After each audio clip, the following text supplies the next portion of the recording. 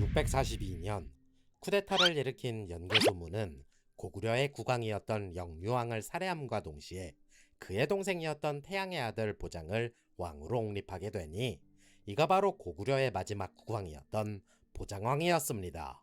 연개소문은 스스로 대망리지에 오름으로써 고구려의 군사 및 행정 권한을 모두 아우르는 절대적 권력을 손에 넣을 수 있게 되었는데, 이로써 고구려의 모든 힘은 연개소문에 의해 좌지우지되는 상황이었습니다. 그리고 그해 겨울 백제 의자왕의 공격으로 일가 친족들을 모두 잃게 된 신라 김춘추는 고구려로 건너가 백제를 함께 공격할 것을 요청하였으나, 공격 이후 영토 분할과 관련해 두 나라가 합의점에 이르지 못하면서 담화는 무산되고 말았습니다.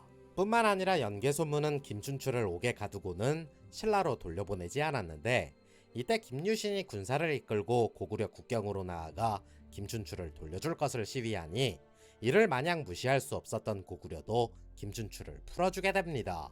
결국 진흥왕 이후 역사상 최대의 영토를 자랑하던 신라였지만 남쪽으로는 백제의 침입을 걱정해야만 했고, 위로는 고구려의 공격을 견뎌야 하는 상황에 놓이게 되었는데, 결국 신라의 최종 선택지는 바다 건너 대륙에 자리 잡고 있던 당나라 뿐이었습니다. 때문에 이 당시 삼국시대 말기의 형세는 당나라, 신라연합, 고구려, 백제연합으로 나뉘어 서로가 물고 뜯고 씹고 맛보고 즐기는 형태로 점점 바뀌게 됩니다. 643년 그해 가을 고구려가 백제와 연합해 신라를 공격하자 다급해진 신라는 당나라에게 사신을 보내 지원군을 파병해 줄 것을 요청. 이듬해 644년 당 태종 이세민은 신라를 공격하지 말라며 고구려에 국서를 전달하게 됩니다. 하지만 연개소문이 이를 듣지 않고 계속 신라를 공격하자 당나라와 고구려와의 사이는 급속도로 악화되었으며, 645년 이세민은 대대적으로 군사를 일으켜 고구려를 침공. 이게 바로 제1차 고당 전쟁이었습니다. 하지만 고구려 요동 방어선을 뚫지 못했던 이세민은 결국 고구려를 함락시키지 못하면서 연개소문은 이 기세를 몰아 백제군과 함께 신라의 여러 성들을 공격, 고구려의 영토를 점점 넓혀가게 됩니다. 660년 제1차 고당전쟁 이후로 약 15년간 소모적인 국지전을 반복하고 있던 두 나라였기 때문에 고구려의 모든 전력은 대부분 요동을 비롯 당나라와 국경을 맞대고 있는 서북 지방에 몰려있다 보니 남쪽 전력이 크게 약화된 틈을 타 나당 연합군이 백제를 공격. 이 공격으로 백제는 멸망하게 됩니다. 그리하여 고구려는 남과 북으로 나당 연합군에게 포위되며 평양성이 함락될 위기까지 겪게 되었으나, 연개소문의 탁월한 지략으로 이들 연합군을 격퇴할 수 있었고 또 한 번의 위기를 넘길 수 있었습니다.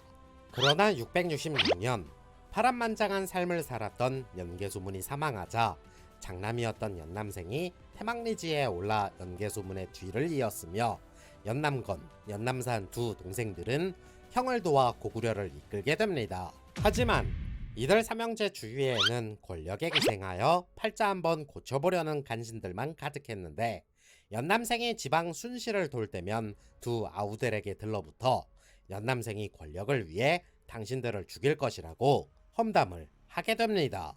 마찬가지로 이러한 상황은 연남생에게도 전해지며 두 동생들이 자신을 밀어내고 권력을 차지하려 한다는 거짓된 소식들을 듣게 되면서 오해가 쌓인 삼형제의 사이는 점점 악화되고 있었습니다.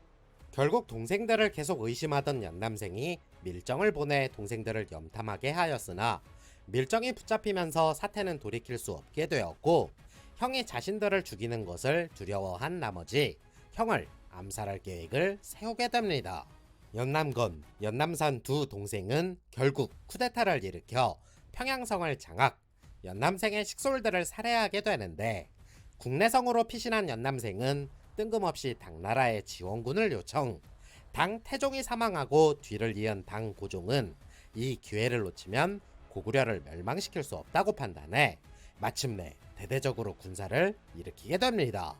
668년 당나라 대군이 일거에 공격해오자 고구려는 속수무책으로 당할 수밖에 없었고, 보장왕을 중심으로 악착같이 버텨내던 고구려였지만 약 2년 만에 평양성이 함락되자 고구려도 항복할 수밖에 없었습니다.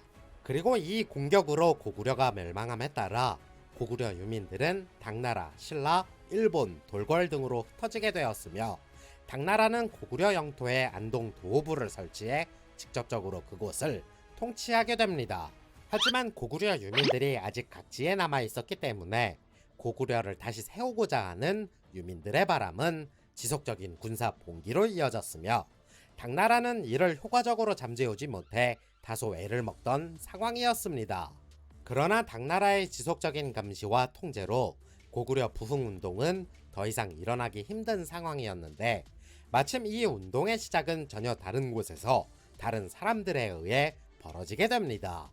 696년 거란족의 추장 이진중은 당나라 측천무후의 이민족 탄압 정책에 반발해 군사를 일으켜 요동 서쪽 일대를 강제 점거하게 되고 이때 기회를 엿보던 대조영은 말갈족 추장 걸사비우와 함께 고구려 유민들을 이끌고 동쪽으로 향하게 됩니다.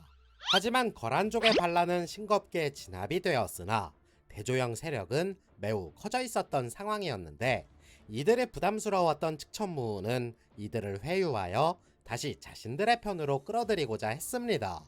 그러나 대조영은 측천무후의 뜻에 불응하며 독자적인 행보를 선포, 측천무후는 크게 노하며 이들을 토벌하기 위해 대대적으로 군사를 일으키게 됩니다. 두 군대는 천문령에서 맞붙으며 말갈족 수장이었던 걸사비우가 전사하는 등 대조영의 군대는 당나라 군대에게 크게 밀리는 듯 했으나 결국 이들을 가까스로 물리치고 전투에서 승리할 수 있었습니다.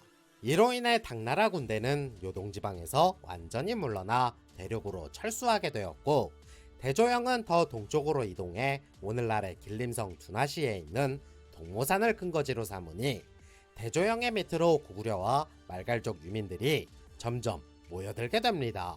결국 대조영은 이곳 동모산을 도읍으로 정하고 국호를 진이라 하였으며 이는 훗날 고구려의 명맥을 잇는 대한민국의 자랑스러운 역사 해동성국 발해가 됩니다.